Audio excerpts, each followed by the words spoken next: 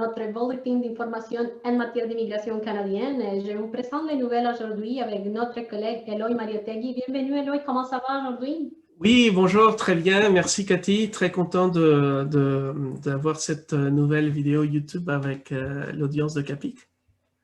Excellent, oui, oui. Et on commence avec des bonnes nouvelles, certainement. Donc, les centres de demande de visa BA7 de Mexique rouvrira le mardi 25 mai, donc le mardi de la semaine prochaine, et offrira des services limités, mais quand même importants pour tous ceux qui attendent depuis très longtemps. Donc, la collecte de données biométriques pourra se faire uniquement pour les candidats dont le numéro de dossier commence par F, S ou W. Cela veut dire pour les demandes familiales, pour les étudiants étrangers et les travailleurs. Donc, il faut quand même tenir en compte quelques petits détails. Seulement les candidats dont le numéro de dossier commence par F, S ou W, comme l'indique la lettre d'instruction biométrique que vous avez devoir déjà reçue certainement par votre profil online. Et donc, ils vont pouvoir obtenir un rendez-vous. Les demandes de rendez-vous peuvent se faire uniquement par courriel. Donc, on ne peut pas utiliser les sites web. Le courriel est le suivant. Donc, info.canmexico@vfshelpline.com. Et il faut indiquer dans la ligne d'objet demande de rendez-vous plus votre numéro de dossier et finalement y ajouter votre lettre d'instruction biométrique ou courriel. Donc, seulement les personnes ayant des rendez-vous vont être autorisées à accéder au centre. Suivez les instructions à la lettre et bonne continuation avec votre demande et nous vous souhaitons certainement d'avoir bientôt une réponse positive. À toi, Eloy. Oui, bon, nous avons des nouveautés concernant le référencement. C'est quoi le référencement? Maintenant, quand vous allez visiter les sites officiels, vous allez voir des acronymes. Ces acronymes font référence à, par exemple, pour le ministère de l'Immigration fédérale, vous allez avoir IRCC, donc Immigration, Réfugiés, Citoyenneté Canada. Et pour le ministère de l'Immigration du Québec, vous allez avoir MIFI, MIFI, qui fait référence au ministère d'Immigration, de la francisation et de l'intégration. Donc, soyez attentifs quand vous voyez ces acronymes sur les sites officiels, ça veut dire ça. Excellent et très important à noter parce que dans le fond, les noms et les acronymes, ça change assez souvent des fois, donc on finit par être vraiment perdu et ne pas trouver vraiment rien partout. Donc, oui, et ça vous sert juste, aussi pour, quand vous faites des recherches sur Google, vous pouvez mettre ces acronymes et le sujet que vous cherchez, et comme ça, vous savez très facile de trouver le sujet dont que vous voulez trouver, disons. Sur les réponses, on en a des questions et on essaye de bien trouver la bonne réponse, donc ça va vraiment faciliter la tâche, certainement. Ouais. Et donc, on a aussi continué avec les bonnes nouvelles. La dernière ronde d'invitation sur Entrée Express qui vient d'avoir lieu aujourd'hui même. Donc, Immigration, Réfugiés et Citoyenneté Canada a fait un tirage surprise d'Entrée Express aujourd'hui dans lequel les candidats éligibles n'avaient besoin que d'un pointage de 397 points. Donc, nous n'avons pas vu de tirage d'entrée express avec une exigence de pointage aussi basse depuis le tirage du 13 février où le pointage minimum était de 75 points.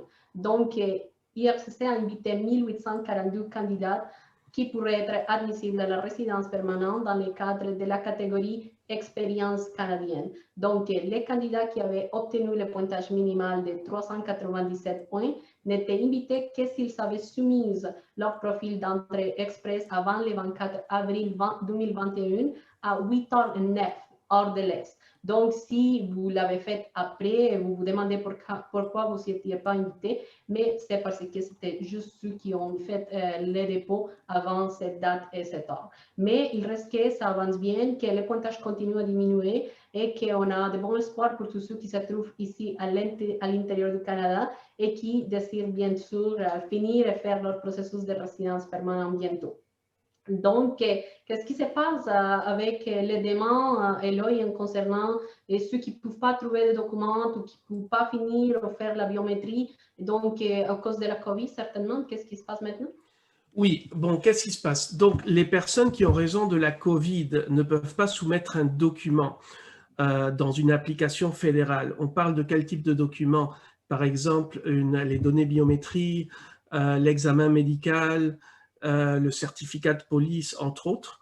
Dans ces cas, IRCC vous accordera 30 jours de délai pour fournir ce document. Le délai, il commence à partir de quand? Vous allez recevoir, disons, si vous n'avez pas soumis un document, IRCC va vous envoyer un avis requérant justement ce document et vous allez avoir donc 30 jours pour soumettre le document. Et si ce délai passe, l'agent, donc, il peut prendre une décision en se basant sur les éléments, sur les documents qu'il a à date. Par contre, si justement les effets de la COVID ne vous ont pas permis d'envoyer ce document et vous ne pouvez pas encore l'envoyer, vous pouvez toujours contacter le ministère de l'Immigration à travers un web form et expliquer votre situation, expliquer pourquoi, en raison de la COVID, vous ne pouvez pas justement envoyer ce document. Donc, l'agent, il aura la discrétion pour juger si votre demande est raisonnable et selon ça, il pourra vous accorder 30 jours de plus.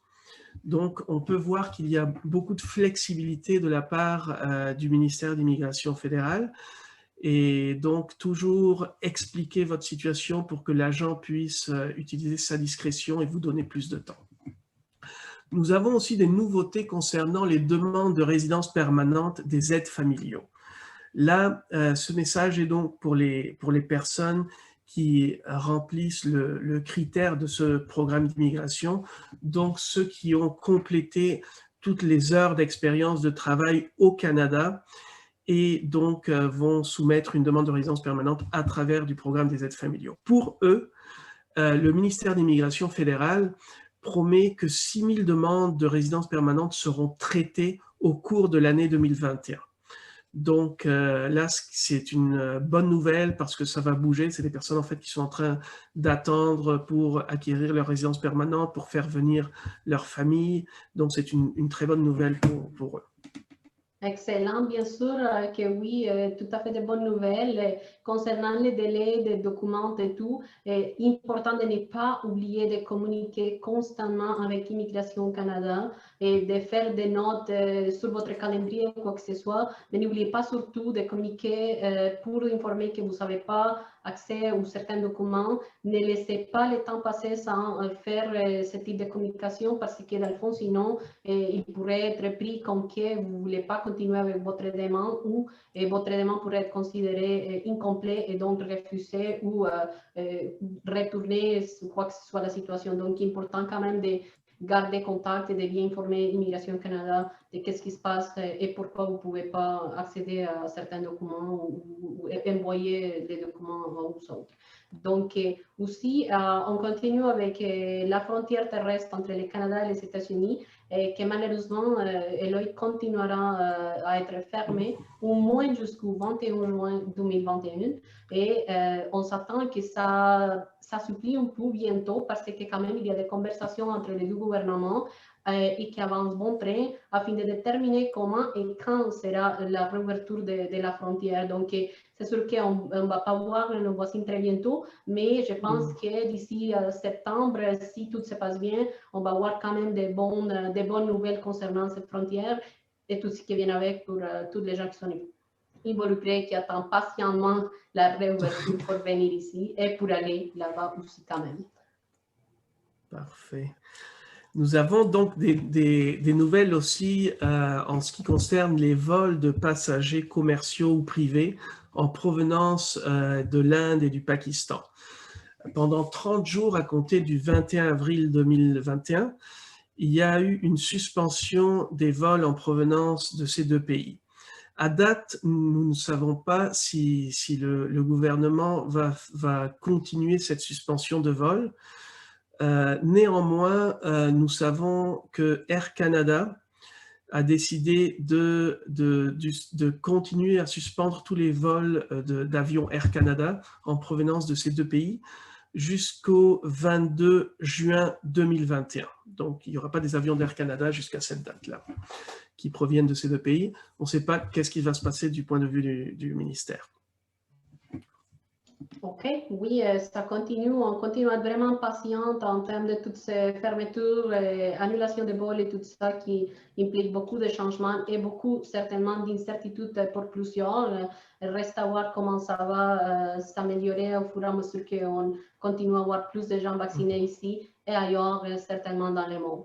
Et donc, on continue aussi avec la tellement fameuse voie d'accès vers la résidence permanente et les 6 volets dans le fond donc pour les demandes de résidence permanente au niveau fédéral. Donc, comme vous le savez déjà, dans le fond, il y en a quand même 3 volets qui sont vraiment axés pour les francophones et qui sont illimités. Donc, dans le fond, il n'y a pas aucune limite des places. Donc, si vous qualifiez un des 3 programmes ou des 3 volets, donc vous avez jusqu'au 5 novembre pour envoyer une demande complète et ça, il faut vraiment tenir en compte qu'il faut envoyer une demande complète, incluant tous les paiements et tout, pour que vous n'ayez pas à perdre votre argent et votre temps, parce que ça coûte beaucoup de temps et beaucoup d'argent de faire toute sa paperasse, mais il faut que ce soit une demande complète, sinon vous risquez de vous faire refuser et donc de perdre tout ce temps et de devoir repayer les frais et de refaire toute la documentation si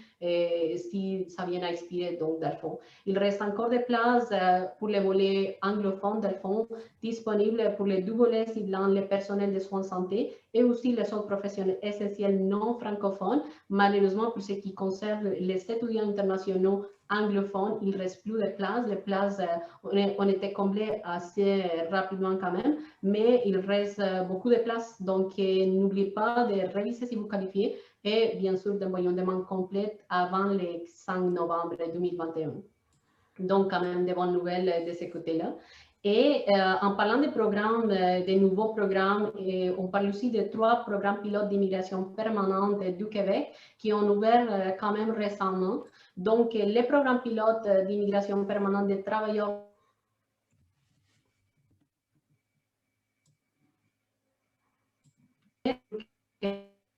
si vous êtes une travailleuse ou un travailleur étranger temporaire dans le domaine de la transformation alimentaire, les programmes pilotes d'immigration permanente des préposés aux bénéficiaires entrés en vigueur le 31 mars 2021. Celui vous permettra de vous établir au Québec de façon permanente si vous êtes une travailleuse ou un travailleur étranger temporaire, préposé ou bénéficiaire au Québec, certainement.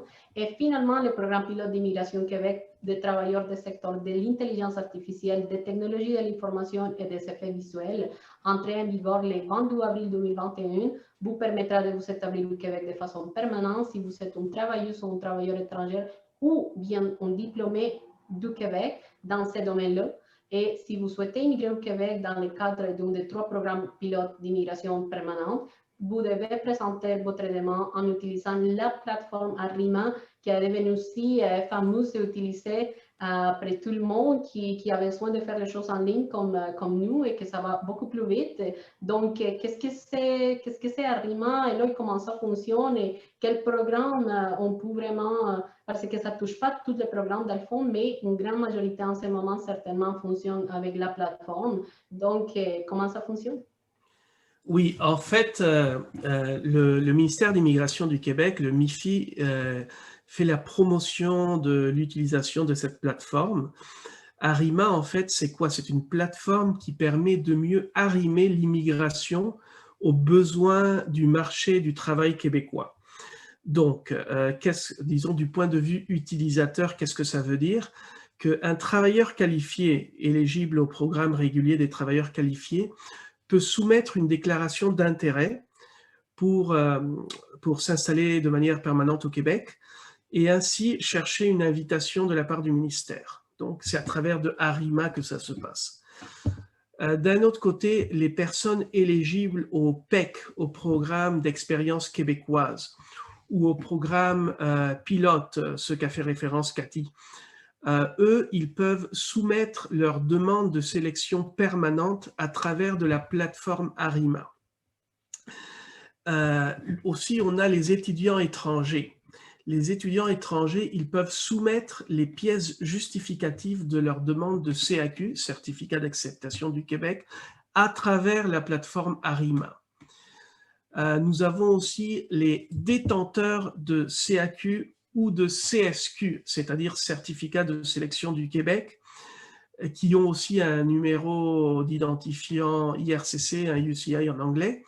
Eux, ils peuvent accéder au service Accompagnement Québec. Ce service Accompagnement Québec permet en fait que les utilisateurs s'inscrivent à des cours de langue ou puissent accéder à différents services du ministère pour qu'ils puissent s'installer, s'intégrer d'une meilleure manière au Québec.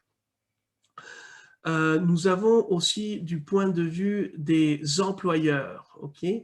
Dans ce cas, les employeurs, à travers Arima, ils peuvent créer un compte dans le portail employeur et de cette manière, ils peuvent identifier des ressortissants étrangers qui, en fait, ont un profil qui correspond aux besoins de leur entreprise. Donc, c'est comme pour faire un match entre employeurs et candidats. Donc, comme on voit, peu à peu, la plateforme Arima devient un outil clé pour le ministère d'Immigration du Québec.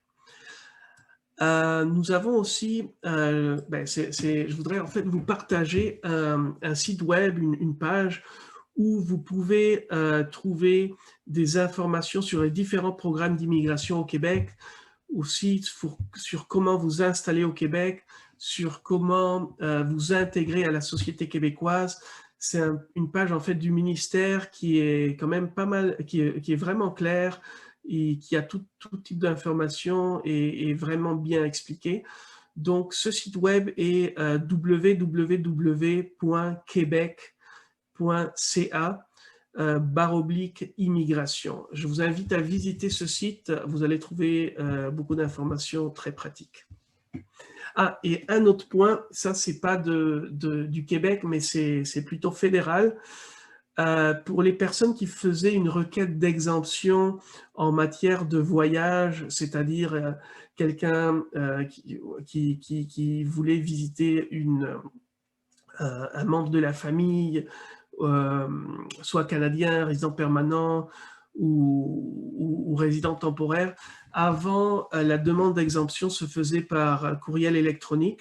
Néanmoins, maintenant, c'est à travers d'une page de IRCC. Donc, si vous devez faire une demande, une requête d'exemption en matière de voyage, je vous invite à googler IRCC et après écrire CRISIS et vous allez accéder à cette page et à travers cette page, vous devez faire la requête d'exemption en matière de voyage. Ça, c'est quelque chose que pas tout le monde sait et les gens continuent à envoyer des courriels électroniques au lieu d'aller sur cette nouvelle page. Wow, très, très intéressant et très important de savoir tout ça parce qu'il y a beaucoup de changements qui arrivent à tous les jours encore, donc il faut vraiment se tenir au courant. Et il y a aussi le fait de s'assurer, de vérifier si les extensions automatiques se font encore. Parce que, par exemple, pour ce qui est la biométrie, il y a aussi maintenant la demande, il faut faire la demande pour que l'extension soit faite. Ça ne se fait pas automatiquement. Donc, il faut tenir au courant ça et faire les choses comme ils sont parce qu'ils changent très vite. Hein. Donc, si on pense que c'est déjà automatique et c'est plus automatique, mais là, on rentre dans une situation un peu complexe et on ne veut certainement pas se voir refuser une demande parce qu'on a oublié de faire quoi que ce soit ou parce qu'on l'a fait de la façon qui se faisait antérieurement ou peut-être hier parce que ça change vraiment tellement vite. Donc, merci beaucoup Eloy pour toutes ces informations très pertinentes et merci à vous de nous suivre sur notre chaîne My Consultant et visitez également les IMI Forum, les IMI Centre et notre page COVID sur capic.ca pour vous maintenir à jour. Et prenez soin de vous et profitez certainement de l'été. J'espère qu'on peut se voir très bientôt en personne, vaccinés et surtout en santé. Merci beaucoup, Eloy. Merci à tous. À la prochaine. Merci. À la prochaine.